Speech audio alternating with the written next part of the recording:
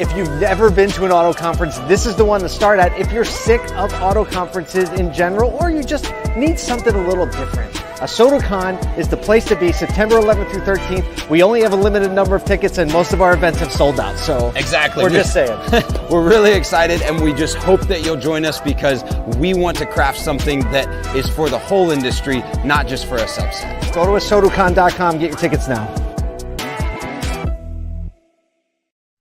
Yo, I don't know if you noticed, Kyle, but I think we were wearing the same things in that video. ASOTUCon tickets are officially launched today. We're going to talk about that, talk about EV battery subscriptions and why fresh flowers work. Everywhere I go, the people really Why fresh flowers work.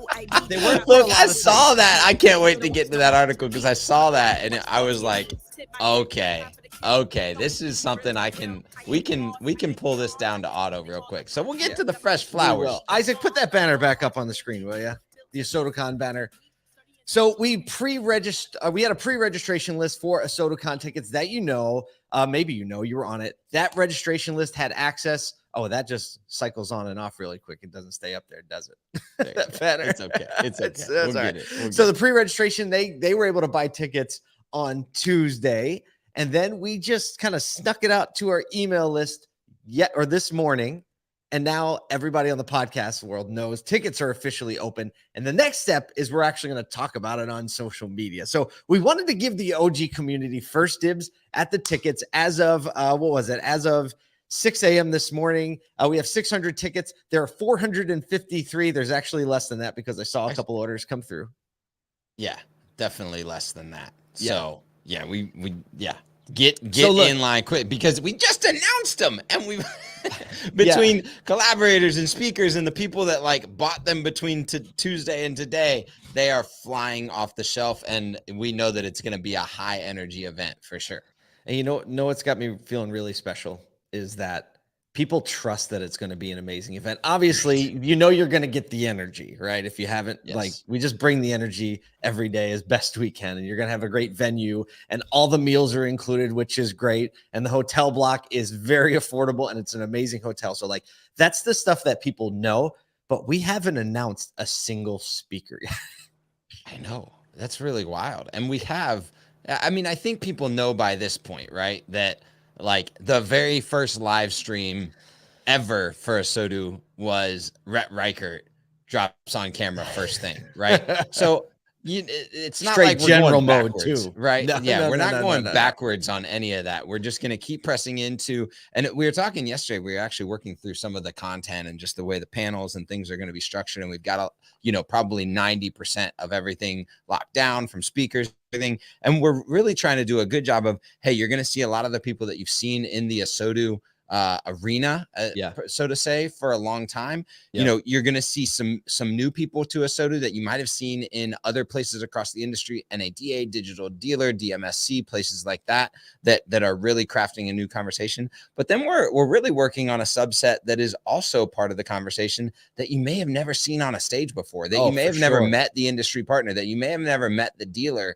And we want to bring that kind of freshness, newness. And then we're going outside of the industry too. So as we start to announce speakers, you're going to see some of the people that are outside of the industry or thought leaders that are pushing the boundaries of retail or culture or experience in a way that we're just trying to bring more of those thoughts into the automotive industry and kind of bridge the gap between all of retail. One of the cool things about how ASOTU has kind of evolved over the last 2 years is, we talk about ASOTU as not being a media company, but as being more like a record label, right? And that's our vision and our goal for it, is to just grab all the best bands and the obscure artists and put them together and show our community these people are freaking awesome. Right. Yes, and then it's been fun to watch over the years, people that have actually kind of broken the ice in their public appearance or social media, exploits through ASOTU, and now I see them everywhere. Right? I'm seeing on every news network. People are reaching out. They're people have responded yo, I was on ASOTU, and then calls and emails just started coming in. And so I think we're bringing some of that freshness to this event. I think there are going to be people that are at our ASOTUCon that all of a sudden are going to become center points of the conversation in auto. So we're going to be announcing speakers very soon. And we're going to be announcing some amazing collaborators that we have. We got rid of the word sponsors a long time ago because anyone who wanted to be a part of ASOTUCon at a sponsorship level, we're like, there's a requirement on you as well to actually collaborate in the event, to bring the community together, to think of how you can connect the dots and serve the broader automotive community. And so like, I'm also super excited to bring that mentality to an automotive event. And so, yeah, it's September 11th through 13th in Philly. Get tickets. There's still tickets left for dealers and industry partners. The industry partner tickets are going to go super quick because we only have a very small allocation for those. And it's an all-inclusive event. All the meals are included. We have evening entertainment included. We haven't talked a ton about, but we're converting your space over from conference mode to entertainment mode. And literally, we're going to have a silent disco. Look it up. We're going to have live karaoke. We're going to have live DJs. And we're bringing in like Nashville's hottest band to play an outdoor event where we're going to invite everyone from the industry. I mean, everyone that wants to drive to this event. If you work in a dealership, if you're a lot attendant, if you change the trash, if you're a BDC rep, you can actually come to the event for free. And we're just we're going to teach you how amazing retail auto is, not just your store, but all the stores. So we hope you go to ASOTUCon.com, buy tickets, sign up for updates because we're about to start going a slew of announcements of speakers and collaborators and all the good things that are happening. We're almost to that 60-day mark. Almost. I'm already feeling like that anxious energy about it. Let's go. Right? I'm already feeling the anxious. I got the microphone twitch, like my hand with the mic in it gets twitchy. Here we go. Here we go. Flipping it around. I just picture myself as like Eminem with the hood over. Dunk, dunk, dunk, dunk, dunk, dunk. Right? All right, that might be a walk-up song for something. I feel like we gotta do it. All right, let's talk about some news. Well, first, Paul, can we just say, because if you're a regular listener to the pod or watching on the live stream, just having Steve Greenfield on yesterday and some of the thoughts and the conversation that he was able to draw out. If you haven't caught that episode, make sure you go back and listen or catch it. We're dropping some of like his quick thoughts on LinkedIn and Instagram.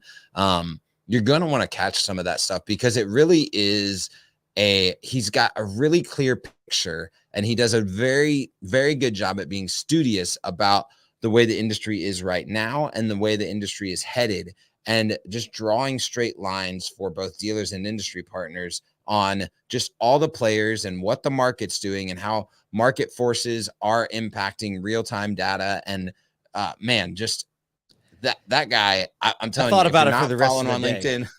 It was the rest of my day. I had 4 phone conversations because of the conversation with Steve that I was like, I got to call this person and talk to what I talked about with Steve. Is that way? No, and that's the real value, I think, of, when you think of the word thought partners, right? Yeah. I'll think of myself as a thought partner with Steve, but really he contributes most of the thoughts, right? I just sit here and nod my head. Yeah, that's great. That's great too. Yeah. That's great too. No, but for real, when you expose yourself to like a broader level of thinking, it helps you make better decisions and contextualize what's going on in front of you today. Kyle, you had a great quote yesterday. You said, every horizon has a now. Right. And meaning that as you're looking over, I'm like, hey, I see the light from behind the horizon. It's actually called the maze. I see the maze, the light that's coming from that city over there. But in order to get there, there's some steps I have to take now. And now I can orient myself in the proper direction. So the conversation with Steve, like Kyle said it again, download the podcast and listen to it at 2x speed if you need to get through it. Put it in your ear. It's going to change your perspective in a way that we believe you can deploy to today. If not, just follow us on LinkedIn and we're kind of like give you those 30 and 60-second bite-sized chunks that we try to edit them up and make them look, make them a lot of fun to watch as well. But yeah, man, that's good bring up. That was definitely worth talking about. Again, these level conversations, these higher level conversations, I feel like position all of us to make the case for the franchise retail automotive industry. Franchise retail auto should be and is and can be the very best solution for solving the transportation needs of this country moving forward. I know there's a lot of noise and there's a lot of things. Paul, you're going to get us on a whole nother tent. We're not going to get to the news today. Man, I don't know. We got to keep beating that drum more because that is the truth. And we know it's the truth. We need to make sure that OEMs and legislators and the general consuming public understand and believe that the retail auto dealer is actually there to serve them. And we're going to get there little by little. little by We're little. gonna get All right, let's talk about some news, I guess. Get to the We need a news. segue. Speaking of the news. Segue. All right. That's fair. That's fair. I'll take it. Okay, this is an automotive news story from this morning. This is something I heard of VinFast before. I didn't realize what they were doing. So they're beginning to sell EVs, but the most interesting thing I thought about this story was the fact that they're leasing or having subscriptions for the battery in the vehicle separated from the actual vehicle. This is something we've been talking about a lot. Like, It's nuts. hey, people don't know how to finance the battery in the vehicle, right? How is it going to depreciate? What's the useful life? Is there going to be a warranty that transfers to the new owner? And VinFast was like, yo, we're going to take a swing at this. They're like, this is what it costs to lease the car. And this is what it costs for the battery subscription. And get this. So they have two models, the VF8 and the VF9. One's a 2-row vehicle. One is a 3-row SUV. The prices for those vehicles start at $40,000 for the 8, $55,000 for the 9. And the battery subscription goes like this. It's $35 a month for a low mileage lease on the 8 and $44 on the 9. So you pay $35 or $44 a month and you get 310 miles. I don't know how they calculated that, but 310 miles of range. And then if you go over that range, you pay an additional 11 cents or 15 cents a mile, depending on the model. And if you just want unlimited miles, then it's $110 a month or $160 a month. And that's just for the battery. It's Okay. First of all, let me just here we say, go. I don't even know I think fully how to finish this story. I think it's genius, right? I think that, we talked about with Steve actually yesterday, this idea that the hardware and the software are now that they can be separated in their use case for the individual owner, right? Yeah. And so this is an example of that. It's like, okay, now we've really got two hardware pieces because we got the technology of the actual vehicle and the technology of the battery. Mm-hmm. So how do we separate them in the way that a consumer purchases or leases them? The problem is what that presents is like you still have to build the original car, right? And so you've still got a $40,000 to $55,000 car that now has an additional, 310 miles. Bro, there's nobody in Nashville. There's nobody that does 300. Like, I'm the only person in the world that does like close to 310 miles in 2 weeks. Okay, right. So you got to go unlimited miles. 2 hours to go 6 miles. It's unbelievable, right? So you got to go. So now you got an additional $110 to $160. Now, I think that it's just a precursor for someone else maybe doing it more efficiently or better, and just it's kind of that like. Early, our friend Ben Hadley always says like sometimes early looks wrong. Yeah. And I think that could be the case here, but I think it's an ingenious move to think, okay, we've got software as a service in the car. We've got hardware as the body. And then we've got hardware as the battery, and kind of thinking about those in subsets in ways of approaching the hardware and software of the technology of a vehicle purchase, I think is going to be a mechanism that allows we were talking about Jim Farley and them coming out, Ford saying like, we're not going to allow customers to purchase their lease. Well, this could be that like side option. I still want the car. I want the core. It right. feels good. All the software involved with it. I've upgraded all this type of stuff, but really all I need is the battery. You need a battery back and I need a new one. Yeah. Right. So smart. I like what you said. I wore my innovation is a choice shirt today, right? Like taking a swing at it and saying like, this is a way we can solve the problem. It's not going to be the place we land, right? I think it does a few things. Number one, and I think the biggest challenge with it is it adds a layer of complexity to a vehicle contract. Sure. Right. And people don't like to keep track of things. Right. They don't like to keep track. Who's that? Just tell me what it costs. And like, that was the whole premise behind subscription services in general.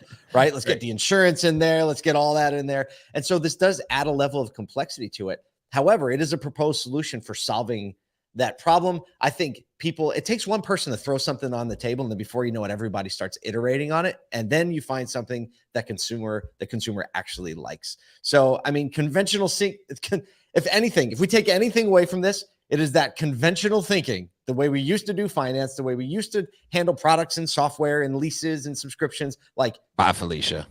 Bye, Felicia. Oh man, talking about teeing it up. Yeah, exactly. Dead on arrival. It's gone. So just stop looking back and saying, well, what we used to do, right. Those Exactly. are the words of how many of you know what we used to do? I don't know. It's like 8 words of death. You Oof. know what we used to do? Yeah, what we've always done. Those are two phrases that'll get you in trouble real My quick. gosh. For No sure. kidding. No kidding. All right. Let's talk about something a little bit more pleasant. Let's talk Light about and pleasant. Okay, so I ran across this, and it's not like it's not a timely story, but it's a really interesting story. It's you know what this story triggered in me when I saw it and started. It triggered some level of nostalgia, actually. All of a Interesting. sudden, all these memories and thoughts of experiences I had with this came up. So for me, I'm in a nostalgia mode. Go ahead. All right, so I think it was CNN did an article about why flowers are placed at the front of grocery stores, and it was really insightful. So the founder and CEO of behavioral research and consulting firm Envirosale stated that the reason why flowers are positioned at the front of grocery stores is mainly to enhance and engage someone's nose and saliva glands so that they become a less disciplined shopper. Meaning, if they smell an intense, because your smell and your taste are very closely aligned. So if you walk into a grocery store, are immediately hit with an engaged experience for your senses, which you have eyes on beauty, right? You have your nose being engaged with the beauty of the smell of a flower, which then activates your saliva glands. You're actually more prone to purchase at a quicker rate walking into a grocery store. Or less It price also, sensitive, probably. what's that? Less price sensitive, probably as well. Right, exactly. And then what they also stated is that you've got this subliminal messaging that everything in the store is now fresh, right? Because the first thing you saw is fresh, stem cut flowers, in pots, growth, all of that the whole rest of the store is fresh. And the real puncher is even though these flowers only account for 1 to 3% of the total volume of purchases in a grocery store, their margins are some of the highest at over 47%. So this is what's funny is like, I didn't write the takeaway on this. You actually wrote it. I didn't have time to this morning. And we were on the same line, is like thinking about the retail experience as a journey is so impactful. And what can you do when people enter the journey, whether digitally or in the showroom, to engage the senses that are necessary for them to make purchasing decisions? Man, hotels, hospitality does this a lot with scents, right? Aromas that come in, and it really does set the tone. We were just at the Omni, was the Omni Resort we were just in Virginia? In Virginia, the Grove Park Inn. Yeah. Grove Park, right? Omni Grove Park.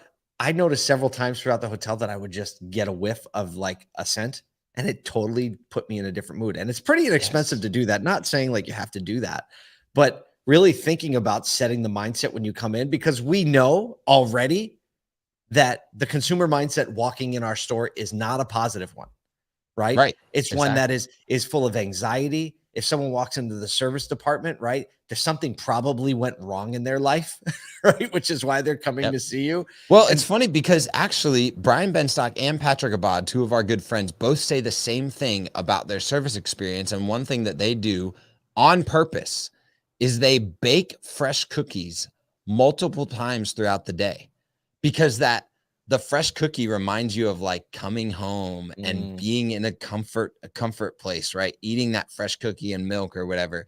And so doing that to engage the senses in a service department, right? It's like, and then some people do popcorn, right? But that's like entertainment, right? Think of like what popcorn does as opposed to what cookies do in a service department, and what that does for your sense. It's really wild. You start to think about the psychology of how that can impact, decision making. I have a thought.